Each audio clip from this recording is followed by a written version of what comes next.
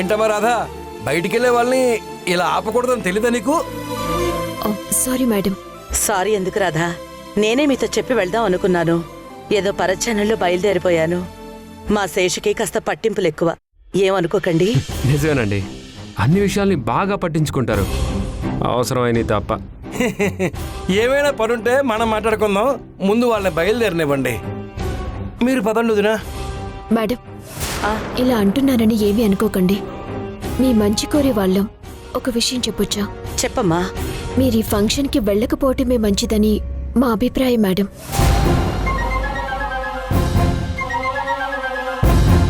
చొరవ తీసుకుంటున్నాను అని అనుకోకండి.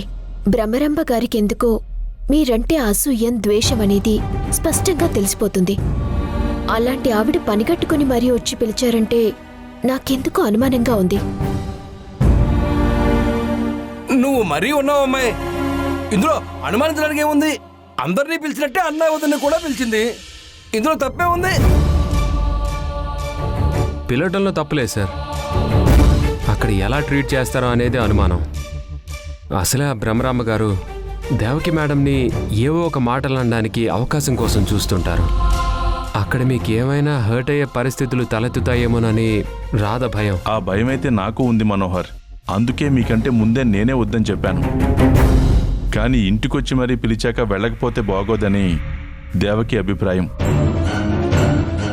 కర్మరా దేవుడా, అటు చేసి ఇటు చేసి వీళ్ళని వెళ్ళనివ్వకుండా చేసేలా ఉన్నారే.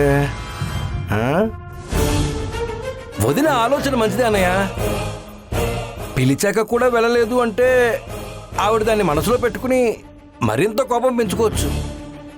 వెళ్ళడమే మంచిది అన్నయ్య. అది కాదండి. ఏంటి కాదమ్మా, అసలు నీకేం తెలుసని సలహాలు ఇస్తున్నావు? ఇప్పుడంటే ఏవో అపార్థాలు వచ్చి ఒకరంటే ఒకరికి వైరం పెరిగింది. ఒకప్పుడు భ్రమరాంబ వదిన మంచి స్నేహితులు, తెలుసా నీకు? అప్పుడప్పుడైనా పాత జ్ఞాపకాలు గుర్తొచ్చి ఆ స్నేహంతోనే ఇంటికొచ్చి పిలుచుంటుంది. మా వదినకి కూడా ఆ స్నేహం గుర్తుంది కాబట్టే వెళ్తోంది, అంతే కదా వదిన? కారణం ఏదైనా కావచ్చు, మా మధ్య ఏదైనా ఉండొచ్చు.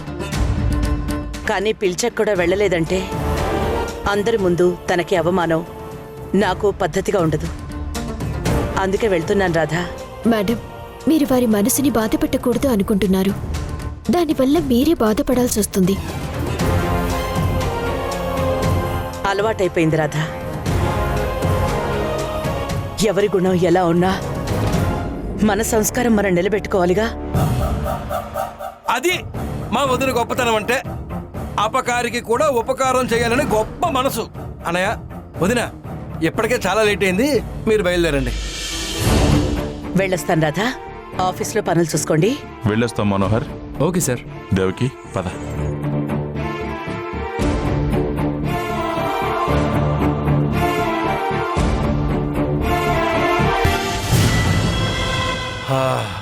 మొత్తానికి వెళ్ళిపోయారు. బ్రహ్మరాంబ గారు బాగా ఆడుకుంటారు.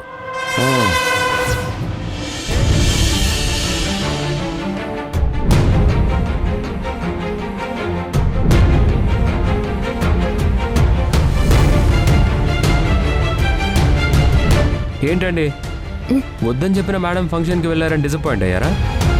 అక్కడికి వెళ్ళడం వలన మేడం ఖచ్చితంగా బాధపడతారు. అయినో అందుకే అంతగా వద్దు అని చెప్పాను. రాధ గారు, అన్నిటినీ ఓవర్గా హార్ట్కి తీసుకోకండి. వాళ్ళ మంచి కోసం మీరు చెప్పాల్సింది చెప్పారు, బట్ వాళ్ళ పాయింట్ ఆఫ్ వ్యూ నుంచి ఆలోచిస్తే వాళ్ళు వెళ్ళడం కూడా కరెక్ట్ ఏమోనని అనిపిస్తుంది. ఏంటి కరెక్ట్? నువ్వు కూడా శేషగారిలా మాట్లాడుతున్నావు. నిప్పు కాలుతుందని తెలిసి కూడా ముట్టుకుంటామా? ప్రమాదం అని తెలిసి దాని జోలికి ఏమైనా వెళ్తామా? కూల్ కూల్, మీరు నా మీద కోపడితే నేనేం చేయనండి. అప్పటికి నేను మీకే సపోర్ట్ చేశానుగా. మధ్యలో శేషు గారే ఇలా వెళ్ళడం మంచిది, అలా వెళ్ళడం మంచిదని ఎంకరేజ్ చేశారు. ఆయనొకరు మధ్యలో పానకల్లో పుడకల. ఒక్కటంటే ఒక్కటి మంచి పని చేయరు. వయసులో పెద్ద ఆయన కాబట్టి ఏమీ అనలేకపోతున్నాను. లేదంటే నా బుర్రా బుద్ధి లేదా అని కడిగి పారేసేదాన్ని. కూల్ కూల్ కూల్ కూల్, ఇదిగో వాటర్ తాగండి తాగండి. ఓకే, అయ్యి ఓకే, కూల్ అయ్యారా? సారీ అండి, ఎందుకో చాలా డిస్టర్బ్డ్గా ఉంది. డిస్టర్బ్డ్గా ఉంటేనే డైవర్ట్ అయిపోవాలండి. లేదు అదే మూడ్లో డిస్టర్బ్డ్గా ఉన్నామంటే డిస్టర్బెన్స్గానే ఉంటుంది. పదండి అలా బయటికి వెళ్ళి ఐస్ క్రీమ్ తిందాం. అలా చూస్తారేంటండి బాబు, జస్ట్ ఫ్రెండ్లీ ఆఫర్. డిస్టర్బ్డ్గా కోపంగా ఉన్నారు కదా, పైగా సమ్మర్ కూడాను. అందుకే అలా బయటికి వెళ్ళి ఒక ఐస్ క్రీమ్ తింటే మీరు కూల్ అవుతారు, మైండ్ కూడా రిఫ్రెష్ అవుతుంది. ఏమంటారు? నాకు ఇంట్రెస్ట్ లేదు, నువ్వు వెళ్ళు. ఓకే, మీ ఇష్టం. నేనే వెళ్ళి హ్యాపీగా తింటాను. ఈ సమ్మర్కి వెన్నెల ఐస్ క్రీమ్ తింటుంటే వెన్నెల్లో విహరించినట్టుగా ఉంటుంది. స్ట్రాబెర్రీ ఐస్ క్రీమ్ తింటే స్టార్స్ మధ్యలో ఉన్నట్టు ఉంటుంది. ఆ మ్యాంగో ఐస్ క్రీమ్ తింటే మంచు కొండల్లో తడిచినట్టు ఉంటుంది. బాబా తలుచుకుంటేనే నోరు ఊరిపోతుంది. మీ బ్యాడ్ లక్. నేను వస్తానండి, బాయ్. ఆగండి, నేను వస్తాను. నిజంగా?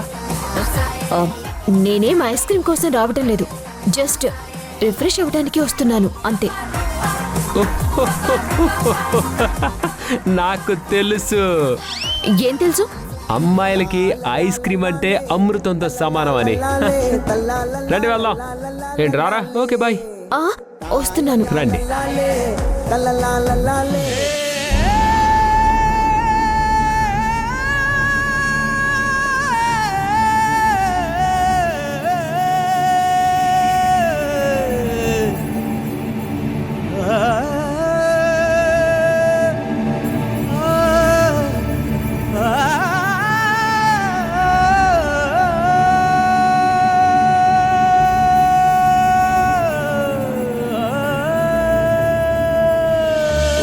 పూట అన్నం కోసం ఎదురు చూడడం, జానడంత ఊపిరి కోసం చేయి చాచడం, కడుపు కాలి కాలి ఇక్కడ బూడి తాగుతున్నా, మనిషి అన్నవాడికి మనసే లేకపోయేనన్నా, ఉన్నవాడి కొంచెం ఇస్తే లేని వాడే ఉండడే, కళ్ళు తెరిచి చూడు దేవుడా అందరూ నీ పిల్లలే.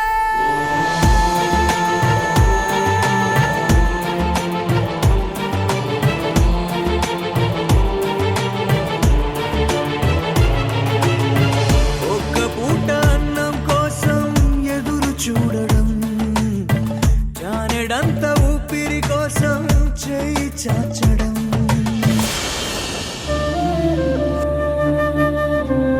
సత్య, రూమ్లో సరుకులేం లేవని టిఫిన్ తీసుకురావడానికి వెళ్ళాను. అంతలోనే చద్దనం తింటున్నావు ఎందుకే? ఇవాళ నువ్వు నాకు తోడుగా ఉన్నావు. నీకేదో చాలని జీతం వస్తుంది కాబట్టి నేను పస్తులుండకూడదని టిఫిన్ తీసుకొచ్చా. అదే రేపు నువ్వు వెళ్ళిపోతే? అలా అంటావేంటే? నేనెక్కడికి వెళ్తాను? నీతోనే ఉంటాను. ప్రపంచంలో అతి పెద్ద అబద్ధం ఏంటో తెలుసా? నేను నీతోనే ఉంటాను అనే మాట. మనతో ఎవ్వరూ ఉండరు. మన కష్టం, కన్నీళ్లు మాత్రమే మనతో శాశ్వతంగా ఉంటాయి.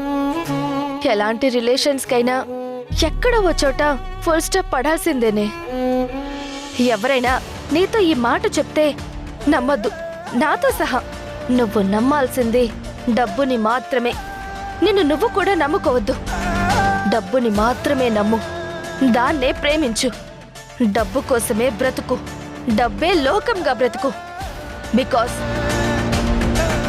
ధనం మూలం ఇదం జగత్. ఆ సద్దన్నం అస్సలు బాలేదు. నేను టిఫిన్ తింటాను. తెచ్చిందే నీకోసం, తినవే. థ్యాంక్సే.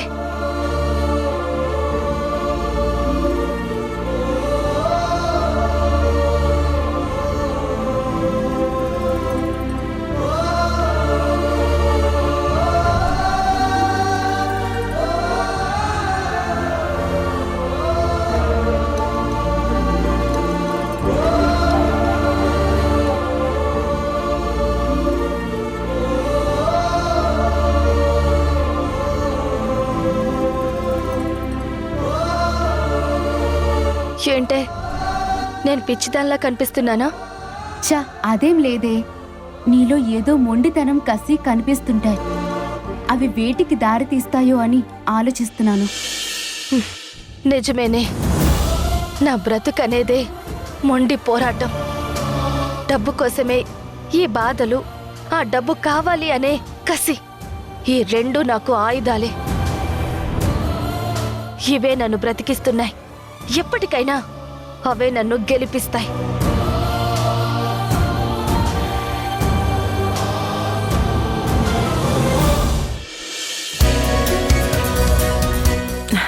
హలో, నమస్కారం మేడం. హాయ్. నమస్కారం madam. Hi madam. Welcome. Party చాలా గ్రాండ్ గా ఏర్పాటు చేశారు. Hi madam. హాయ్. హాయ్. నేనేం చేసినా నా స్టేటస్ కు తగ్గట్టే చేస్తాను. ఆ విషయంలో మాత్రం అస్సలు కాంప్రమైజ్ అవ్వను.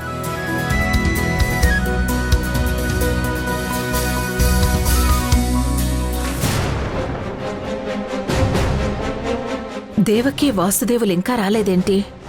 శేషు బయలుదేరారని చెప్పాడే. కొంపదీసి మనసు మార్చుకుని వెనక్కి వెళ్ళిపోయారా?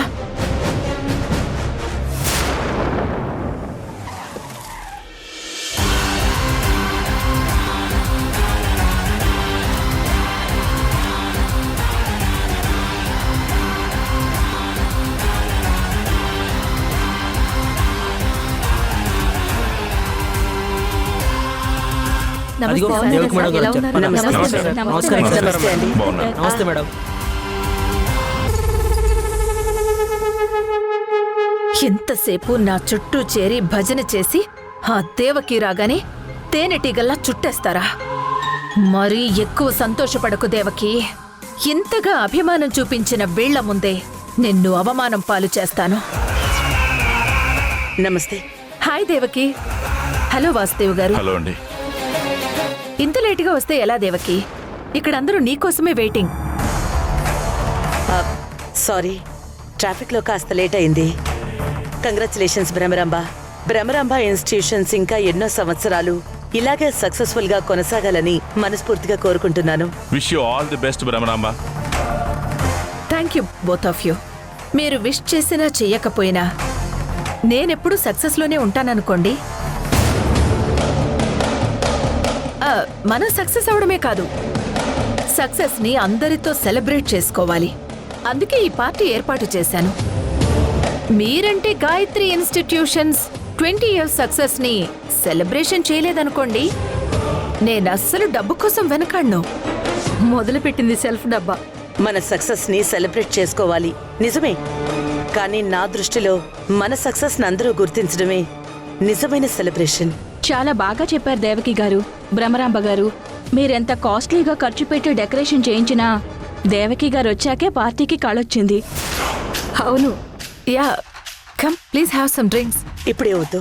ఓ, అన్నట్లు మీ అబ్బాయి గౌతమ్ ఎలా ఉన్నాడు? తన స్టడీస్ కంప్లీట్ అయిపోయాయా? యుఎస్ నుండి ఎప్పుడొస్తాడు? వాడికేంటి, రాజాలా ఉన్నాడు. యూనివర్సిటీ ఫస్ట్ ర్యాంక్ వచ్చింది. యాక్చువల్లీ ఈ ఫంక్షన్కి తను కూడా రావాల్సింది. బట్ స్టడీస్ పూర్తయ్యాయి కదా అని ఫ్రెండ్స్ అందరూ ట్రిప్ ప్లాన్ చేశారని తను వెళ్ళాడు. ట్రిప్ అయిపోగానే ఇండియాకి వచ్చేస్తాడు. సో రాగానే ఈ ఇన్స్టిట్యూషన్స్ అండ్ ఇతర బిజినెస్ బాధ్యతలన్నీ మీ అబ్బాయికే అప్పుచెప్పేస్తారన్నమాట. ఆ రోజు ఎప్పుడెప్పుడొస్తుందా అని నేను వెయిటింగ్. మన ఆస్తులకి వ్యాపారాలకి ఎప్పటికైనా మన పిల్లలే కదా వారసులవుతారు. నా వారసుడు నా కొడుకు గౌతమ్ రాగానే ఈ సామ్రాజ్యాన్ని వాడికి అప్పగించి నేను హ్యాపీగా రిలాక్స్ అవుతాను. అంతేలే, ఏ పేరెంట్స్కైనా అంతకంటే ఏం కావాలి మరి? అందరికీ ఆ అదృష్టం ఉండదులే. ఫర్ ఎగ్జాంపుల్ దేవకి పరిస్థితినే తీసుకోండి. వీళ్ల తర్వాత గాయత్రి ఇన్స్టిట్యూషన్స్ రెస్పాన్సిబిలిటీ ఎవరు తీసుకుంటారు చెప్పండి? It's a big question mark.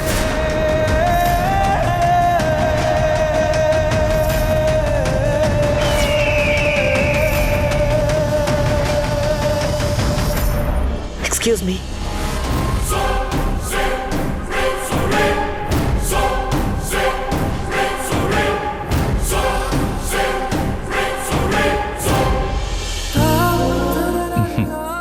అందుకే నేను ఈ పార్టీకి వద్దు అన్నాను.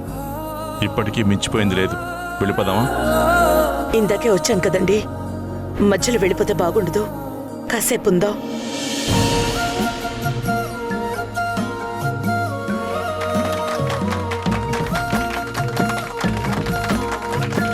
Thank you, thank you.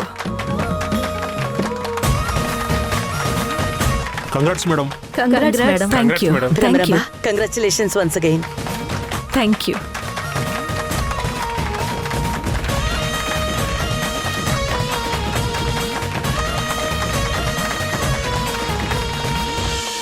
Congratulations madam. Thank you. నీకు అసలైన అవమానం, బాధ ఇప్పుడు కలిగిస్తాను దేవకి. సరే భ్రమరాంబ, మేము ఇంక బయలుదేరుతాం. అప్పుడేనా? ఇప్పుడేగా కేక్ కటింగ్ అయింది. చిన్న ఎంటర్టైన్మెంట్ టాస్క్ అండ్ నెక్స్ట్ భోజనాలు అంతవరకు ఉండాల్సిందే. ఎంటర్టైన్మెంట్ అంటే స్పెషల్ గా గేమ్స్ ఏమైనా ప్లాన్ చేశారా? No, it's message oriented task. ఏంటది? Mother and children special task. అందుకే మీ అందరినీ మీ పిల్లలతో సహా రమ్మని చెప్పాను.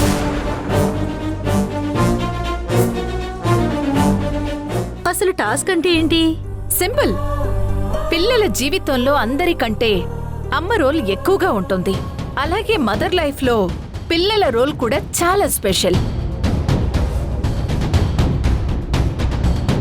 ఇప్పుడు ప్రతి చిల్డ్రన్ ఇక్కడికొచ్చి వాళ్ళ మదర్స్ గురించి, వాళ్ళ great qualities and inspired things గురించి చెప్పాలన్నమాట. అలాగే మదర్స్ కూడా పిల్లల గురించి, వాళ్ళ కెరియర్ గురించి చెప్పాలి. ఇదంతా ఎందుకంటే ఎవరో ఒకరి వల్ల మరొకరు ఖచ్చితంగా ఇన్స్పైర్ అవుతారు. Let's start.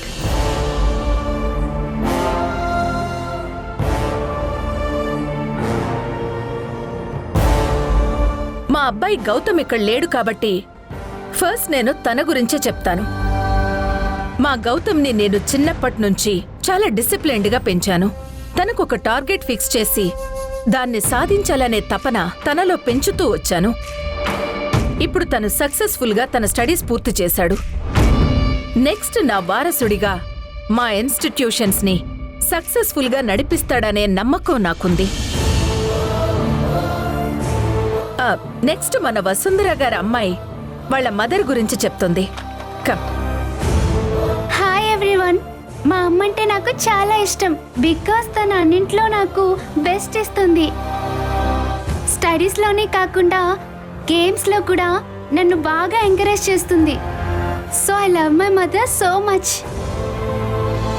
మా అమ్మాయి నన్నే ఆదర్శంగా తీసుకుంటుంది. ఎందుకంటే you are super women mom అంటుంది.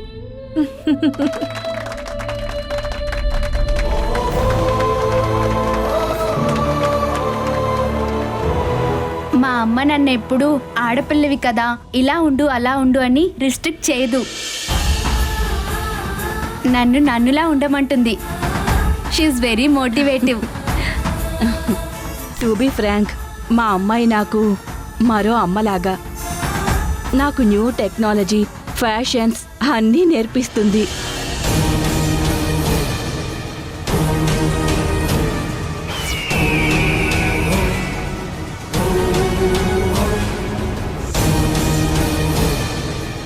మా అబ్బాయి అంటే నాకు చాలా ఇష్టం. వాడు అన్నింటిలో ఫస్ట్ వస్తుంటే నాకు చాలా గర్వంగా ఉంది. ఇప్పుడున్న జనరేషన్కి మావాడే ఆదర్శం. ఏమండి, నేనెవరి గురించైనా మాట్లాడాలి అంటే మా అమ్మ నా కోసం ఇది చేసింది, ఇలా పెంచింది అని. నా గురించి ఎవరు చెప్తారండి? మనం వెళ్దాం పదండి. నెక్స్ట్ దేవకి. ఓ సారీ దేవకి, నీ గురించి గొప్పలు చెప్పడానికి ఎవ్వరూ లేరు కదా. మా అమ్మ అలుపెరుగని యోధురాలు.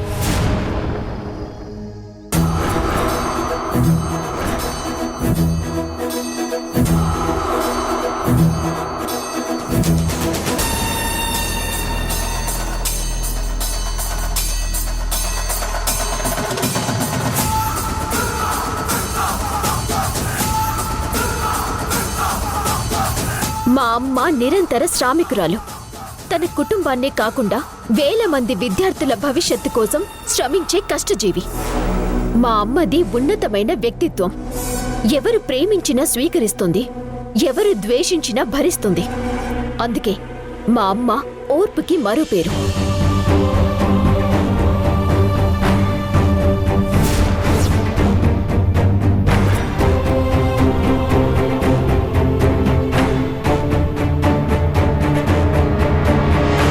అమ్మ నిస్వార్థపరురాలు. తను సంపాదించే రూపాయలు కూడా సగాన్ని ఇతరుల సహాయం కోసమే వినియోగిస్తోంది. అందుకే గాయత్రి ట్రస్ట్ ద్వారా ఎంతో మంది మేలు పొందారు.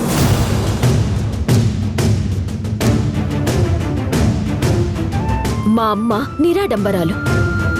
ఎంత ఎదిగినా ఒదిగే ఉంటుంది. మా అమ్మ ఆదర్శమూర్తి.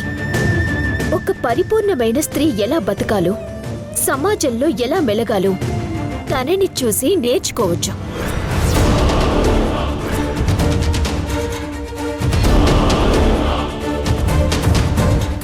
ఏంటి భ్రమరాంబ గారు అలా సైలెంట్ అయిపోయారు? మన ఎంట్రీ ఎక్స్పెక్ట్ చేయలేదు కదా, షాక్లో ఉన్నారు పాపం కదండి.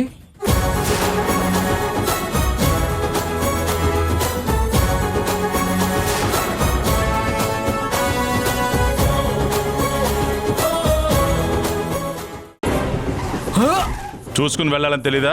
గుద్దిందే కాకుండా చూసుకొని వెళ్ళాను నన్ను అంటావా? మనోహర్, వీళ్ళతో గొడవద్దు, పద వెళ్దాం. రేయ్ ఆగు, ఎక్కడికి వెళ్తానో? అనవసరంగా గొడవ చేయకండి. మీ దారిని మీరు వెళ్ళండి. నువ్వు వస్తావా? రా.